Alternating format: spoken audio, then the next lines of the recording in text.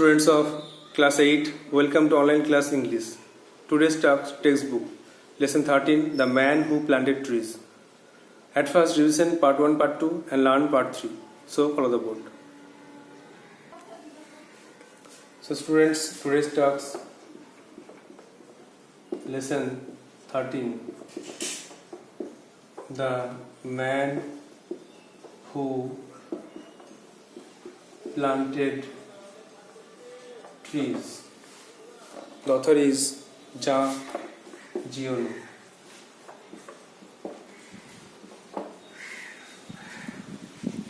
He is Russian author. So at first, please take out 115 page to revise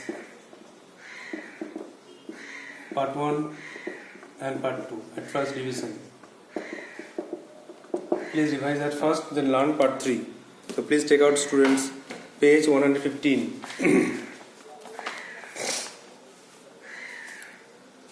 Here, the author Jean Giono is a traveler and he started a long hike, and it was about 40 years ago, and he went to the France, a province of France, and it was a barren land. Nothing grew there except wild plants. And the author walked for the 3 days, and he reached a desert. He found an abandoned village.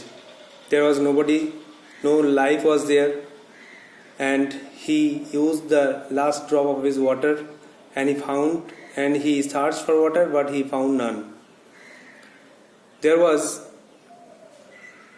sign of water, means that there was a spring or well, but it was dry. There was no life. During daytime, it was June day, and the wind blew with whistling. Its sounds was like an animal, wild beast disturbed during its meal. The narrator camped to a abandoned village. He wandered far in search of water, but he found none. And in part 2, after walking some distance, the narrator saw a shepherd. He went there and he found 30 lambs were grazing near him. And the shepherd gave the narrator drink and led to him his cottage. He also shared his soup. Then the shepherd proposed to the narrator to spend the night there, as the closest village were still more than day and a half further on. So the narrator decided to stay there because there are 4 or 5 villages dispersed far from one another. At night, the shepherd took out a bag and poured a pile of acorns onto the table. He was separating the good acorns from the bad, and he counted 100 perfect acorns. After it, the shepherd stopped counting and they went to bed. And the narrator got a relief, as the shepherd told nothing could disturb him.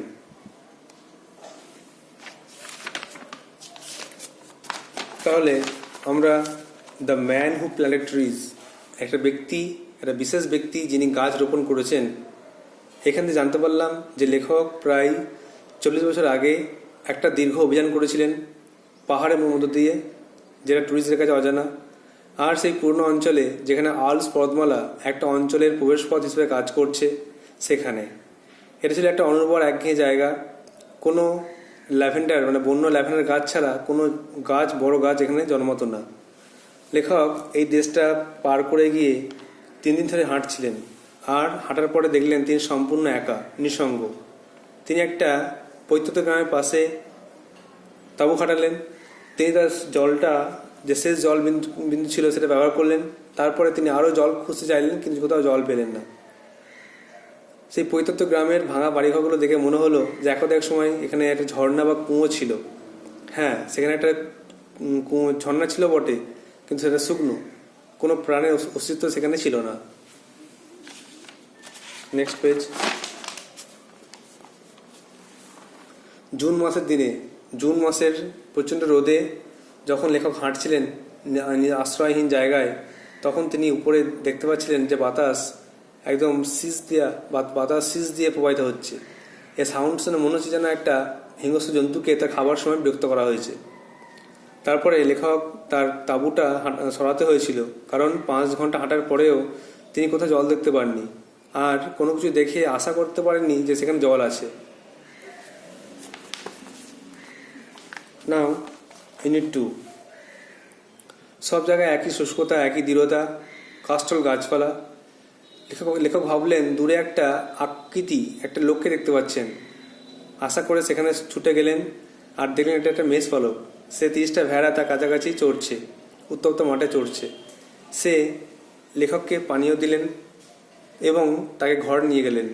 সেখানে গিয়ে তার খাবারটা ভাগ করে খেলেন। তারপর লেখককে বললেন, আপনি রাতটা এখানে কাটিয়ে যান, কারণ কাছাকাছি গ্রাম যেতে এখনও 1.5 দিন সময় লাগবে। তো লেখক সেখানে থাকতে রাজি হয়ে গেলেন। আর পাহাড়ের উপরে 4-5টা গ্রাম ছড়িয়ে ছিটিয়ে ছিল, একসঙ্গে ছিল না, পাশাপাশি। আর সেই গ্রামে বাস করতেন কাঠুরিয়া, যারা কাঠ কয়লা তৈরি করতেন। মেষপালক রাতেরবেলায় 1 বস্তা ওক গাছের বীজ টেবিলের উপর ঢাললেন এবং খুব মনোযোগ সহকারে সেগুলোকে আলাদা করছিলেন, ভালোগুলোকে খারাপ থেকে আলাদা করছিলেন। আলাদা করতে করতে যখন তার কাছে 100টা সম্পূর্ণ ওক গাছের বীজ হয়ে গেল, তখন তিনি থামলেন আর তারপরে তিনি ঘুমোতে গেলেন। আর লেখককে তিনি বললেন যে আপনার কোনো চিন্তা নেই, কারণ কোনো কিছু আপনাকে এখানে বিরক্ত করতে আসবে না। তখন লেখক আরও কৌতূহলী হয়ে বললেন, কৌতূহলী হয়ে এই লোকটি কে, এই মেষপালকটি কে, কেন সে একা একা থাকে, তার সম্বন্ধে আরও কিছু জানতে চাইলেন। Now read the 3rd or last paragraph.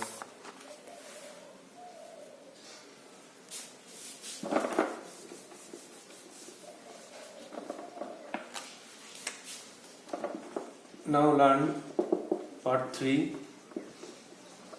page 119 and 20.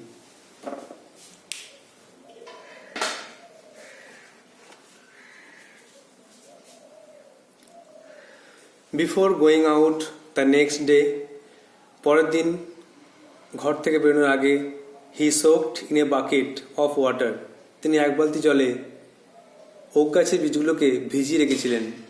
He soaked in a bucket of water the acorns that he had so carefully chosen and counted. তিনি ওক গাছের বীজগুলোকে, যেগুলোকে পরিষ্কার করে বেছে গুনে রেখেছিলেন, সেগুলোকে ভিজিয়ে রেখেছিলেন।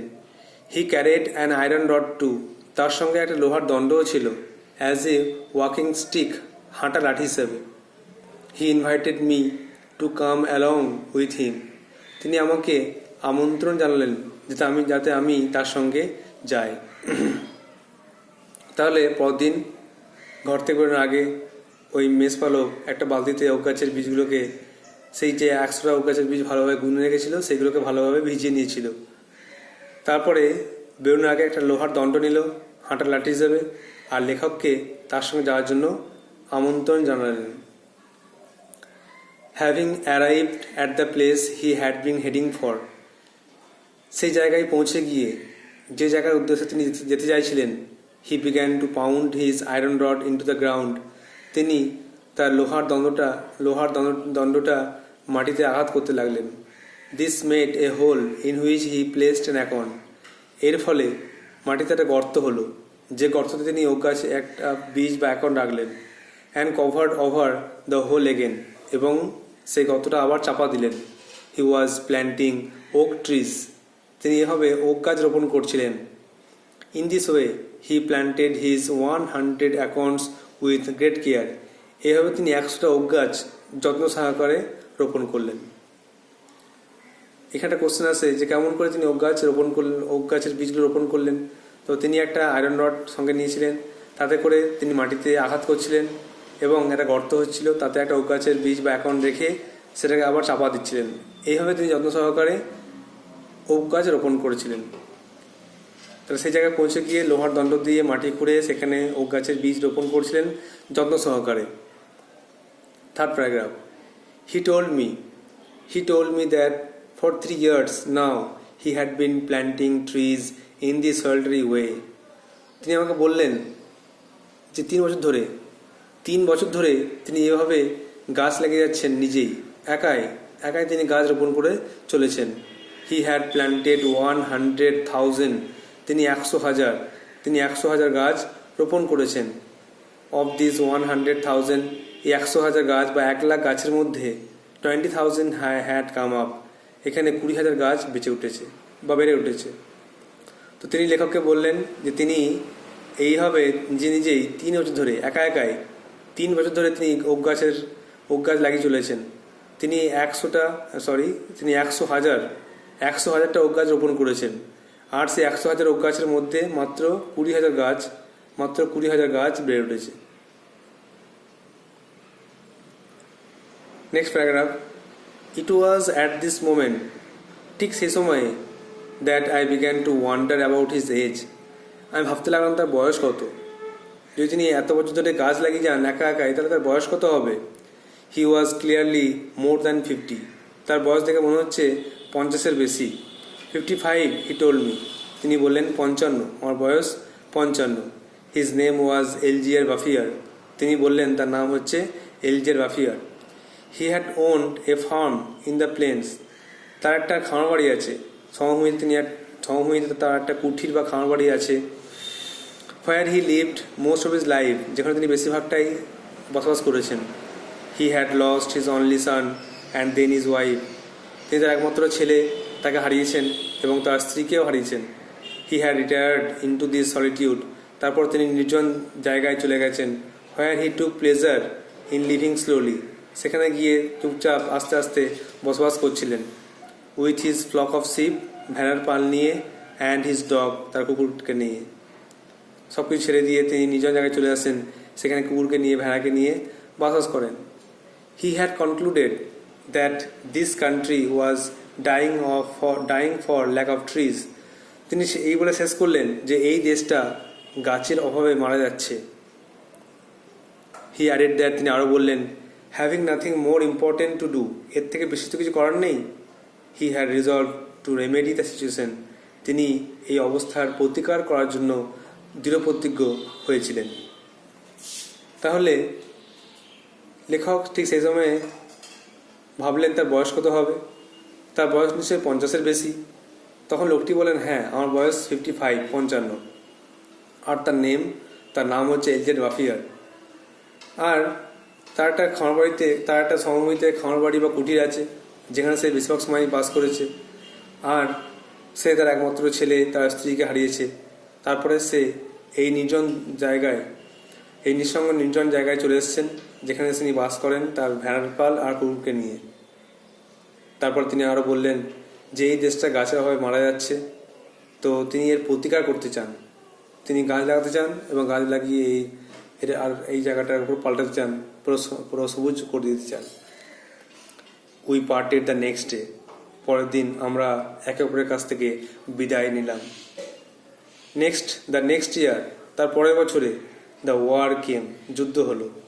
In which I was engaged for 5 years, যেখানে আমি 5 বছর ধরে যুদ্ধ করলাম। আগের দিন যুদ্ধ খুব হতো, তো লেখক যুদ্ধ করলেন 5 বছর পর্যন্ত। তারপরে with the war behind me, তার অনেক পরে, 5 বছর পর তার অনেক পরে যুদ্ধকে পেছনে ফেলে I had a great desire to breathe a little pure air, তার ইচ্ছা হলো যে আমি একটু পরিষ্কার টাটকা তাজা বাতাস শ্বাস নেব। যুদ্ধের বিভীষিকা থেকে দূর হয়ে তিনি শান্ত পরিষ্কার বাতাস পেতে চাইছিলেন। And I set out again, আমি আবার রওনা দিলাম অ্যালং দ্য ট্রেল মানে পথ, along the trail through the deserted country, আমি ওই নির্জন মরুভূমি দেশে আবার সেখানে যাওয়ার জন্য তৈরি হলাম। The land had not changed, সেই জায়গাটা পাল্টায়নি। Ever since the day before, আগের দিন থেকেও। I had been thinking about the shepherd, আমি ভাবছিলাম সেই মেসপার্ক সম্বন্ধে। হু প্ল্যান্টেড ট্রিজ, যে ওক গাছ রোপণ করেছিল। 10,000 oaks, 10,000 ওক গাছ। I said to myself, আমরা নিজের মনে বললাম, must really take up a lot of space, নিশ্চয়ই অনেক জায়গা প্রয়োজন। 10,000 ওক গাছ নিশ্চয়ই অনেক জায়গার প্রয়োজন বেড়ে উঠতে। When I met এলজে রাফিয়ার, যখন তার সঙ্গে আমার দেখা হয়ে গেল, this time I found that war had not disturbed him at all. আমি দেখলাম যুদ্ধ তাকে কোনোভাবেই বিরক্ত করেনি, ক্ষতিগ্রস্ত করেনি। He had continued with his planting. তিনি তার ওক গাছ লাগানোর কাজ চালিয়ে গিয়েছিলেন। The oaks of 1910 were now 10 years old। 1910 সালের ওক গাছগুলো এখন 10 বছর বয়স। And were taller than me and than him. এবং সেগুলো তার থেকেও বড়, আমার থেকেও বড়। 1910 সালের ওক গাছগুলো তার থেকে আমার থেকে বড় হয়ে গেছে। The scene was impressive. এই যে দৃষ্টি ছিল মুগ্ধকর, এই দৃষ্টি ছিল মুগ্ধকর। I was actually speechless. আমি ছিলাম নির্বাক। And we passed the whole day in silence. এবং আমরা চুপি চুপি নীরবে গোটা দিন পার করি। Walking through his forest. তার জঙ্গলে ঘুরে ঘুরে। It was in 3 sections। তার 3টে ভাগ ছিল। 11 কিলোমিটার্স লং ওভারঅল, 11 কিলোমিটার লম্বা, অ্যান্ড ইটস ওয়াইডেস্ট পয়েন্ট বিস্তৃত, অ্যান্ড 3 কিলোমিটার্স ওয়াইড, এবং 3 কিলোমিটার চওড়া। 3টে ভাগে এই জঙ্গলটা বিভক্ত ছিল। When I considered that this had all sprung from the hands and from the soul of this one man. যখন আমি ভাবছিলাম যে এই সব কিছু গড়ে উঠেছে, এই সব কিছু বেড়ে উঠেছে একটা মাত্র মানুষের হাত থেকে, একটা মানুষের মন থেকে। উইদাউট টেকনিক্যাল এইডস, কোনো রকম প্রযুক্তির সাহায্য ছাড়াই। এই লোকটা, এই এলজে রাফিয়ার, সে নিজেই ওক গাছ লাগানোর কাজ চালিয়ে গেছে। যুদ্ধ তাকে ক্ষতিগ্রস্ত করতে পারেনি, তাকে বিরক্ত করতে পারেনি। সে কোনো রকম কাজ না করে, যুদ্ধে মন না দিয়ে সে নিজের গাছ লাগানোর কাজ চালিয়ে গেছে। আর 10 বছর আগে যে গাছগুলো লাগিয়েছিল সেগুলো অনেক বড় হয়ে গেছে, তার থেকে আমার থেকে অনেক বড় হয়ে গেছে। আর এই জায়গাটা আমি চিনতে পারছি না, এত সুন্দর আমি মুগ্ধ হয়েছি জায়গা দেখে। কথা বলতে পারিনি, সারাদিন চুপচাপ এই জায়গাটা ঘুরেছি। জঙ্গলটা 3টে ভাগে বিভক্ত ছিল। 11 কিলোমিটার লম্বা, বিস্তৃত, এবং 3 কিলোমিটার চওড়া। When I considered that this had all sprang from the hands and from the soul of this one man। আমি ভাবছিলাম যে এই সব কিছু সৃষ্টি হয়েছে একটা মাত্র মানুষের মন থেকে, একটা মানুষের হাত থেকে। উইদাউট টেকনিক্যাল এইডস, কোনো রকম প্রযুক্তির সাহায্য ছাড়াই, কোনো টেকনিক্যাল এইডস ছাড়াই। ইট স্ট্রাক মি, আমি আরও অবাক হলাম, that men could be as effective. মানুষও কোনো জায়গায়, কোনো ক্ষেত্রে সৃষ্টিশীল হতে পারে অ্যাজ গড, ঈশ্বরের মতো। ইন ডোমেন্স, কোনো অঞ্চলে মানুষ ঈশ্বরের মতোই সৃষ্টিশীল হতে পারে, আদার দ্যান ডিস্ট্রাকশন, ধ্বংসাত্মক না হয়ে। ঈশ্বর সৃষ্টি করবেন আর মানুষ ধ্বংস করবে, এটাই হচ্ছে প্রকৃতির নিয়ম। কিন্তু এখানে ঈশ্বরের মতো মানুষও কোনো জায়গাকে পুরো উর্বর করে নতুন জিনিস সৃষ্টি করতে পারে, সেটা লেখক এখানে দেখলেন। There are some word notes: resolved, determined to do something, মনস্থির করা; aids, devices for help, সাহায্য করা; আর domain, a particular area, অঞ্চল। তাহলে আমরা দেখতে পেলাম যে পরদিন লেখক আর এই মেষপালক দুজন মিলে গিয়ে ওক গাছ রোপণ করছিলেন। যে 100 ওক গাছ রাতেবেলা বেঁচেছিলেন সেগুলোকে জলে ভিজিয়ে সকালে নিয়ে গেছিলেন আর খুব যত্ন সহকারে সেগুলো মাটিতে রোপণ করছিলেন। তিনি বললেন যে প্রায় 3 বছর ধরে তিনি ওক গাছের গাছ লাগানোর কাজ চালিয়ে যাচ্ছেন। তার মধ্যে 100,000 ওক গাছের মধ্যে মাত্র 20,000 গাছ বেড়ে উঠেছে। তখন ভাবছিলাম তার বয়স কত। তিনি বললেন বয়স 55। তার নাম এলজে রাফিয়ার। তার সমভূমিতে একটা খামারবাড়ি আছে। তিনি তার বেশিরভাগ জীবন ওখানে কাটিয়েছেন। তারপরে তার একমাত্র ছেলেকে হারিয়েছেন, স্ত্রীকে হারিয়েছেন। তারপর তিনি নিজ জায়গায় চলে আসেন, সেখানে ভেড়ার পাল আর কুকুরকে নিয়ে থাকেন। আর তিনি বললেন আমি এই জায়গার প্রতিকার করতে চাই, রেমেডি করতে চাই গাছপালা লাগিয়ে। তো লেখক চলে গেলেন তার সঙ্গে দেখা করে নিজের বাড়ি। আবার 5 বছর ধরে যুদ্ধ করলেন। যে অনেক বছর পর আবার তার মনে হলো যে আমি আবার সেই জায়গায় যাই, দেখে আসি জায়গাটা কেমন পাল্টেছে কিনা। তো তিনি এসে দেখলেন, 10 বছর পর এসে দেখলেন যে সেই জায়গাটা পুরো পাল্টে গেছে। যখন তার সাথে দেখা হলো তখন দেখলেন যে যুদ্ধ তাকে কোনোভাবেই ক্ষতিগ্রস্ত করেনি। যুদ্ধ তার গায়ে হাত লাগাতে পারেনি। তিনি তার ওক গাছ লাগানোর কাজ চালিয়ে গেছেন। 1910 সালের ওক গাছগুলো 10 বছর বয়স হয়ে গেছে এখন, তার থেকে আমার থেকে সবার থেকে লম্বা। আর এই দৃশ্যটা ছিল খুব মুগ্ধকর। আমি নির্বাক হয়ে গোটা জঙ্গল ঘুরেছি কথা না বলে, চুপি চুপি। জঙ্গলটা 3টে ভাগ ছিল, একটা হচ্ছে 11 কিলোমিটার চওড়া, 11 কিলোমিটার লম্বা বিস্তৃত, আর 3 কিলোমিটার চওড়া। আর আমি ভাবছিলাম যে কোনো রকম প্রযুক্তির সাহায্য ছাড়াই একটা মানুষের হাত আর মন থেকেই সব কিছু সৃষ্টি হয়েছে। মানুষ কোনো কোনো অঞ্চলে ঈশ্বরের মতোই সৃষ্টিশীল হতে পারে। Now write down some word notes which will be helpful enough to understand the text.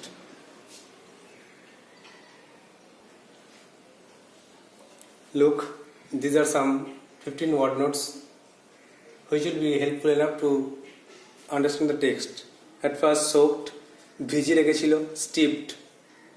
Number 2, pound, আঘাত করা, strike. Number 3, solitary, নির্জন, lonely. Number 4, solitude, একাকিত্ব, loneliness. Number 5, concluded, সিদ্ধান্ত নেন.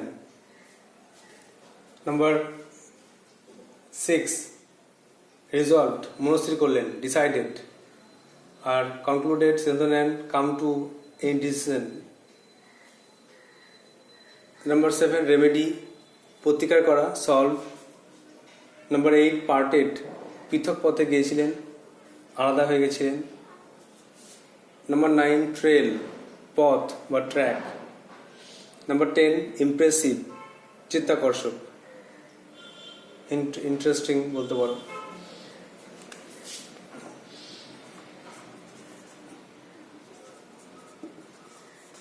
Interesting, resolved, decided.